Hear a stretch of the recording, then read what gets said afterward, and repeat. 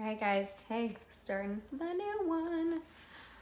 This is Land of Stories, Book 3, A Grimm Warning. This one looks pretty awesome. There's going to be lots of cool new characters, I think, in here. At the very start, it says, "You have enemies? Good. That means you've stood up for something sometime in your life." And that was a quote by Winston Churchill. All right, Prologue. Guests of the Grande Armee. 1811, Black Forest, Confederation of the Rhine. It was no mystery why this part of the countryside had been christened the Black Forest. The abnormally dark leaves and tree bark were nearly impossible to see in the night, even though a bright moon had peeked out from the clouds like a shy child. No one could be certain what was lurking in the thick woods. A chill lingered in the air like a veil across the trees. It was a remote and mature forest. Roots sank as deep into the ground as branches reached high into the sky. Had it not been for the modest path winding through the terrain, the forest would have been completely untouched and unseen by human eyes. A dark carriage pulled by 4 strong horses shot through the forest like a cannonball. A pair of swinging lanterns illuminated the path ahead and made the carriage resemble an enormous creature with glowing eyes. 2 French soldiers of Napoleon's Grande Armee rode beside the carriage. Black cloaks covered the soldiers' colorful uniforms so they could travel in secrecy. The world was never to know what their agenda was tonight. Soon the carriage arrived at the edge of the Rhine River, dangerously close to the border of the ever-growing French Empire. A large camp was being set up with dozens of pointed beige tents pitched at every moment by hundreds of French soldiers. The 2 soldiers following the carriage dismounted their horses and opened the carriage doors. They yanked 2 men out from inside. The men's hands were tied behind their backs, and they had black sacks over their heads. They grunted and yelled muffled messages. Both men had been gagged as well. The soldiers pushed the men to the center of the camp and into the largest tent. Even their faces were covered. The bound men could tell that it was a very bright inside of the tent, and they could feel a soft rug beneath their feet. The soldiers forced the men into the 2 wooden chairs farther inside. "Je mets le frère," they heard one of the soldiers say. "Merci, capitaine," another voice said. "Le général serait bientôt là," which I have no idea. I'm pretty sure I'm just making that up, but whatever. That's my French for today. The sacks were pulled off of the men's faces and the cloths around their mouths were removed. Once their eyes adjusted to the light, they could see a tall and muscular man standing behind the large wooden desk. His posture was authoritative, and his scowl was anything but friendly. "Hello, brothers Grimm," the tall man said with a thick accent. "I am Colonel Philip Beton. Thank you for joining us this evening."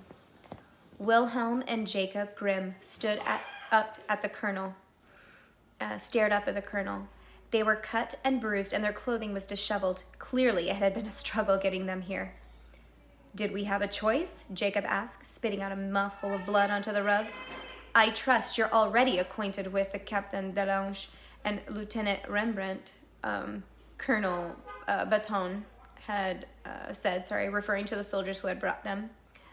"Acquainted is not quite the word I would use," Wilhelm said. "And we tried to be polite, Colonel, but they would not cooperate," Captain Delange informed his colonel. "We had to be this aggressive with our invitation," Lieutenant Rembert had replied. The brothers looked around the tent. It was impeccably decorated for having been so recently assembled. A grandfather clock ticked the night away in a far corner. Shiny twin candelabras burned on the other sides of the tent to the back entrance, and a large map of Europe was spread across the wooden desk, and the miniature French flags pinning the conquered territories. "What do you want with us?" Jacob demanded, struggling against the ropes tying his hands. "Shh! Surely, if they wanted us dead, we would have had you killed by now," Wilhelm said. "Oh, sorry, I put that backwards. Surely, if you wanted us dead, you would have killed us by now," Wilhelm said, struggling against his own restrictions. Their discourteousness made the colonel scowl even harder. "General Marquis has requested your presence tonight, not to harm you, but to ask for your assistance." Colonel Benton had said. But if I were you, I would change my tone, so as soon that he does not change his mind. The brothers Grimm looked at each other nervously. General Jacques de Marquis was one of the most feared generals in the French Empire's Grande Armee. Just hearing his name sent shivers down their spines. What on earth did he want with them? An undeniable musk suddenly filled the tent. The brothers Grimm could tell the soldiers smelled it too, and grew tense from it, although no one mentioned it. "Tusk, tusk, tusk, Colonel," said a wispy voice from outside the tent. "That is no way to treat our guests." Whoever it was had obviously been listening the entire time. General Marquis stepped into the tent from between the candelabras, causing the flames to flicker from a sudden burst of air. The tent immediately filled with a strong, musky smell of his cologne. "General Jacques de Marquis?" Jacob had asked. For a man with such an intimidating reputation, his physicality was a bit disappointing. He was a short man with large gray eyes and big hands. He wore a large rounded hat that was broader than his shoulders, and several badges of honors were displayed on his tiny uniform. He removed his hat and placed it on top of the desk, revealing a perfectly bald head. He took a casual seat in a large cushioned chair from behind the desk, neatly folding his hands over his stomach. "Capitaine Delange, Lieutenant Oremont, please untie our visitors," General Marquis instructed. "Just because they're living in hostile times does not mean we need to be inhospitable." The captain and lieutenant did as they were instructed. A pleasant smile appeared on the general's face, but it didn't fool the brothers Grimm. His eyes were empty of compassion. "Why have you forced us to come here tonight?" Wilhelm asked. "We pose no threat to you or the French Empire." We're academics and authors. There's nothing to gain from us," Jacob said. The general gave a little laugh and then placed an apologetic hand over his mouth. "That is a nice story, but I know you better than that." Marquis said, "You see, I've been watching you, brothers Grimm, and I know that, like your stories, there's more to you than meets the eye. Donnez-moi la vue." The general snapped his fingers, and Colonel Baton retrieved a large book from inside of his desk. He dropped it with a thud in front of the general, who began flipping through its pages. The brothers Grimm instantly recognized the book. It was theirs. "Does this look familiar?" General Marquis asked. "That's a copy of our book of children's stories," Wilhelm said. "Oui." The general didn't look up from his pages. "I'm a major admirer of yours, brothers Grimm. Your stories are so imaginative, so marvelous. Where did you come up with these stories?" The brothers Grimm looked at each other curiously, still unsure at what he was getting at. "They're just fairy tales," Jacob said. "Some are original, but most were just folk tales that have been passed down from generation to generation." General Marquis slowly nodded as he listened. "But passed down by whom?" he asked, and slammed the book shut. His pleasant smile faded, and his gray eyes darted back and forth between the brothers. Neither Wilhelm nor Jacob knew what answer the general was looking for. By families, by cultures, by children, by their parents, by fairies? The general said in total seriousness, not moving a single muscle in his face. The room went dead silent. Once the silence reached an uncomfortably long moment of time, Wilhelm looked at Jacob, and they both forced a laugh, making light of the assertion. "Fairies?" Wilhelm asked. "You think fairies gave us these stories?" "Fairies aren't real, General," Jacob said. General Marquis' left eye began to twitch violently, which took the brothers by surprise. The general closed his eyes and slowly massaged his face until the spasm stopped.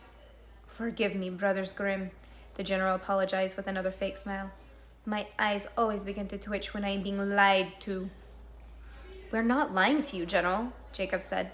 "But if our stories have convinced you otherwise, that you have given us, then you have given us the greatest of compliments."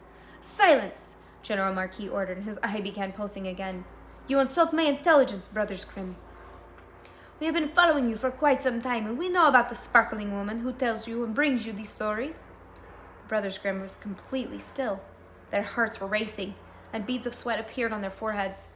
They had both been so faithful to the vow of secrecy for years, But still, the greatest secret of their lives had been uncovered. A sparkling woman? Wilhelm asked. General, do you hear what you're saying? This is ludicrous. My men saw it with their own eyes, General Marquis said.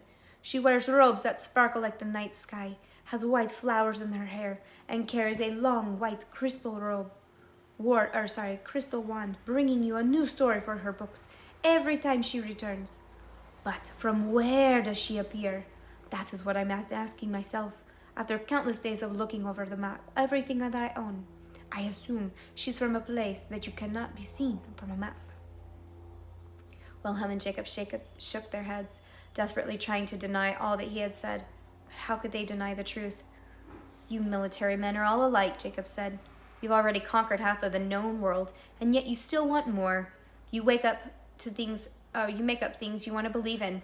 You're King Arthur, obsessing over the Holy Grail. Apportez-moi la ouf, General Marquis ordered. Captain Delange and Lieutenant Rembert stepped out of the tent and returned a moment later carrying a heavy box wrapped in chains. They placed the box on the desk directly in front of General Marquis. The general reached into his uniform and removed a key he wore safely around his neck. He unlocked the chains and opened the box. First, he pulled out a pair of white silk gloves and placed them on his hands. He reached further into the box and retrieved a giant egg of the purest gold the brothers had ever seen. The golden egg clearly was not of this world. Isn't it the most beautiful thing you've ever laid your eyes on? General Marquis said. He was almost in a trance as he stared at the golden egg. And I believe this is only the beginning. I believe that this is only a small sample of the wonders waiting in the world that your stories come from, Brothers Grimm, and you are going to take us there.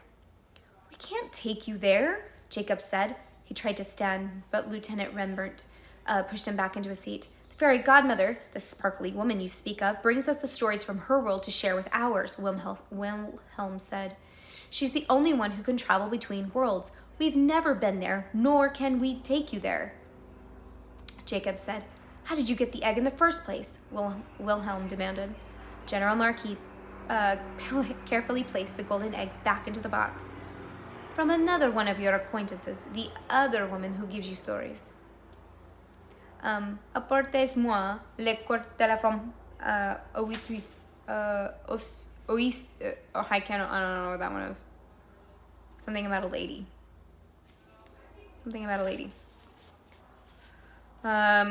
Colonel Baton left the tent and returned a moment later, pulling a wagon with bars around it.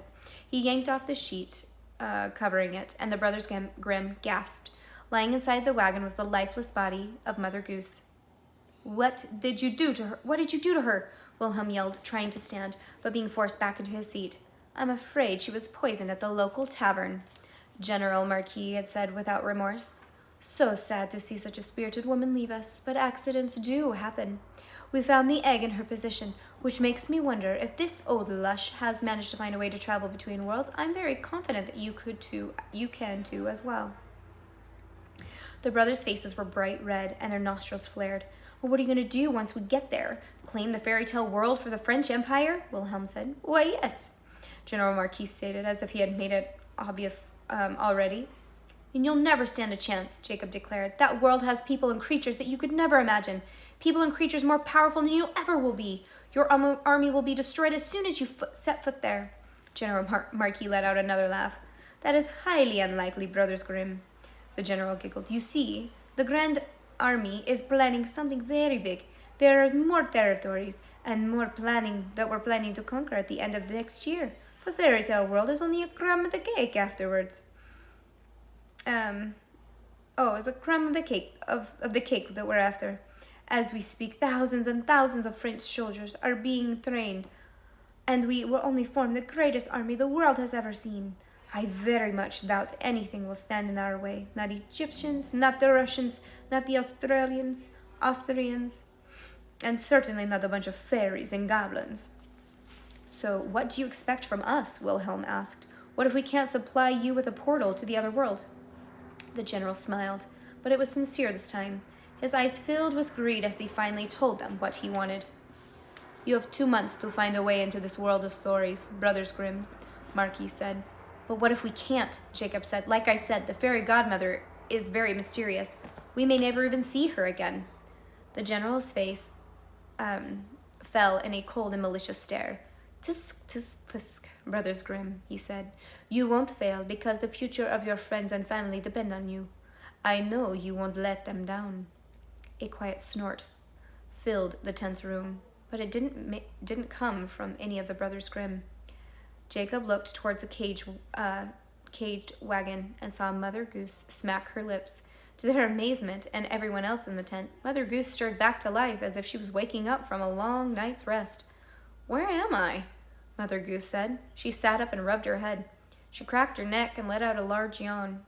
Oh no, did Spain start an inquisition? How long have I been knocked out? The general slowly got to his feet, and his eyes grew in bewilderment. But how is this possible? She was poisoned, he said to himself. Well, I wouldn't say poisoned. Maybe a little bit overserved, Mother Goose said as she looked around the tent. Let's see. The last thing I remember is being at my favorite ale house in Bavaria. The barkeep there was very generous poor. His name was Lester? Sweet man, old friend of mine. Always said I would name my first child after him if I ever had one. Wait a second. Jacob? Willie? What was the name of Merlin? Are you doing here? We've been kidnapped, Jacob told her. These men are planning to invade the fairy tale world in 2 months. They're going to harm our family if we don't provide them with a portal. Mother Goose's jaw dropped and she looked back and forth between the brothers and the soldiers. She was having enough trouble regaining consciousness in general, but this information just made her head spin. But how do they know? They've been following us, Jacob said. All of us. They have your golden egg. They have an army of thousands and want to claim the fairy tale world in the name of France. Silence! Colonel Baton demanded from the brothers. General Marquis raised his hands to silence the colonel. No, Colonel, it's fine. Because this woman is going to help our friends fulfill our request. After all, she couldn't want anything to happen to the Grimm family either. He peered through the bars at her as if she were an animal. Mother Goose was no stranger to waking up in peculiar places and situations, but this took the cake.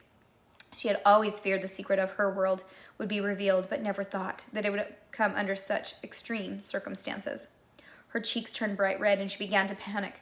I gotta go, she said. She reached out an open hand and the golden egg floated straight out of the box and into the wagon where she sat.